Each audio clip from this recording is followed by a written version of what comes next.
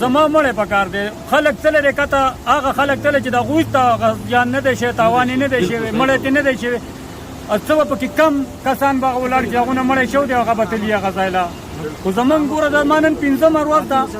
د دې په دې لار ځم او راځم خو زه ګاډي ته نه یم وتلی چې زما وړه پکار دی ما مړی پروت دی زه په وړو څه کوم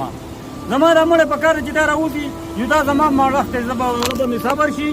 او جو خپله خورم او که الله یې راکوي وبخورم که نه نو ما له حکومت سره کې د یو میاشتې به راکړي د دوه به راکړي بیا به دې خپل ته ناست نه یم خو چې د دې مړي نه مېړه صبر شي د دې نه د دې غم راغستی یم زما پنځمه ورځ ته راځم او څوک راځي نه هغه ټول تلي کاته په وړو پورې نښتي دي زما مړی به څه راوځي